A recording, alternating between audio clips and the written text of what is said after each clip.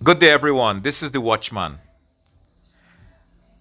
And the Stanley John report is apparently out. And I hate to say that I told you so, but I did tell you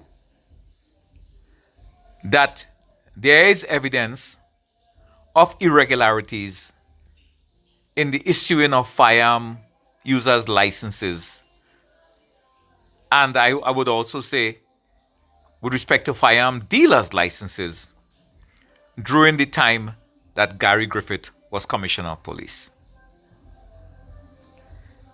And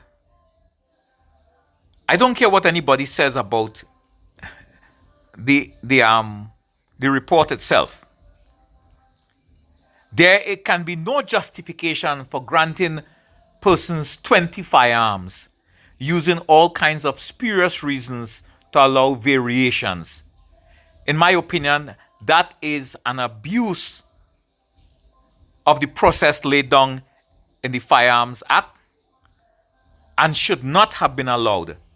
And any person who is involved in that process is clearly ill-equipped to perform any such function and should be made to account for what transpired.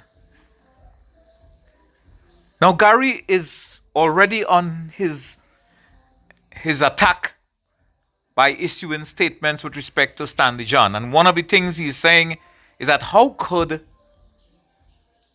a report that is supposed to be confidential be leaked to the Express? And he finds that this is very wrong and should not happen. And he's right. But this is coming from a man who himself was taken to the media confidential contents of the process to select a commissioner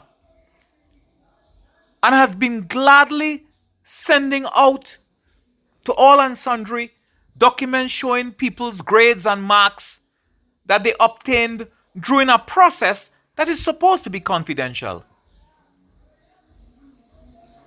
And of course, we know these processes are not like writing a maths exam that you could have an objective correction of what the person did or said on paper.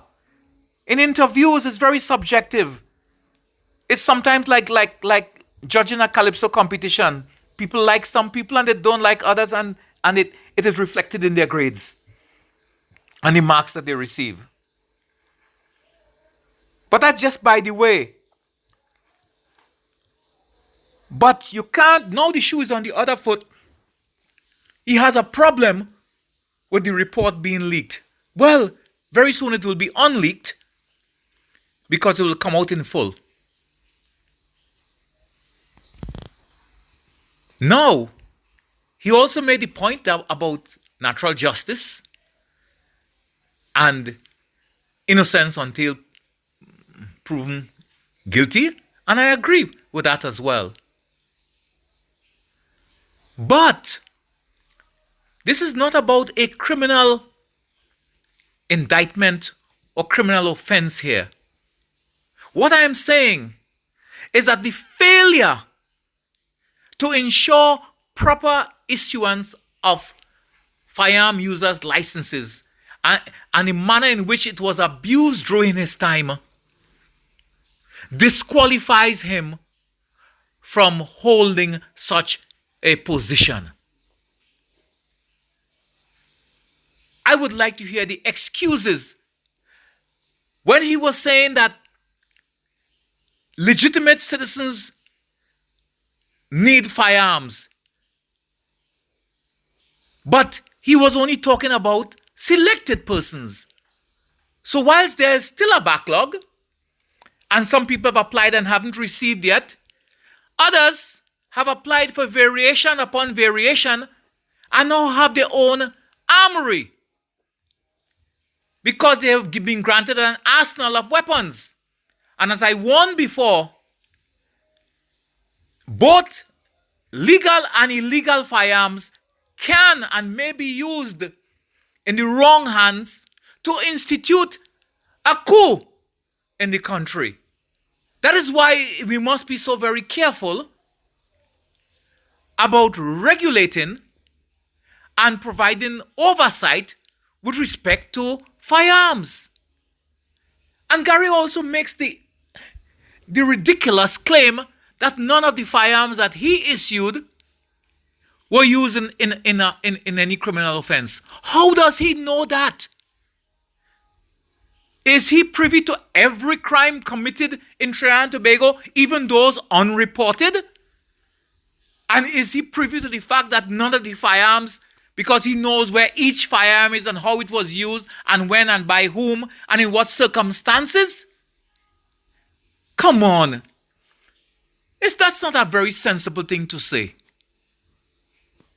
In fact, in my opinion, it's ridiculous.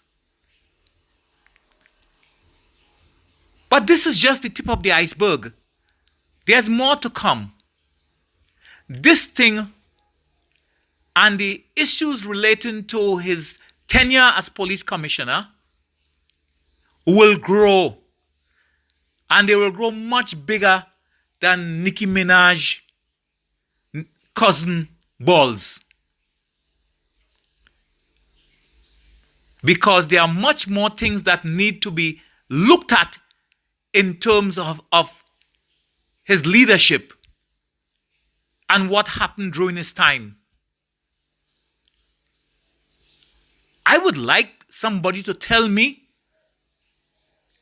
what oversight, procedure, policy took place with respect to organizations and entities that say that they represent police and police interests. Like I love the police entity that was led by people who were close to him.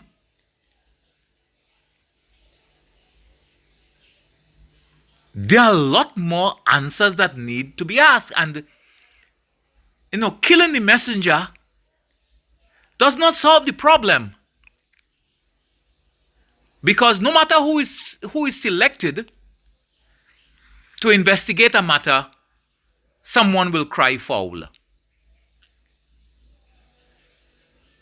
But let's look at the facts here. I told you all that I saw evidence that one person had more than 20 firearms.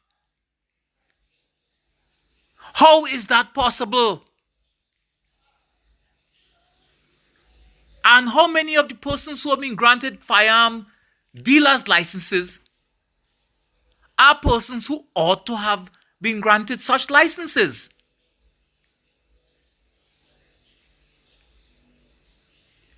The Commissioner of Police cannot operate in a laissez-faire,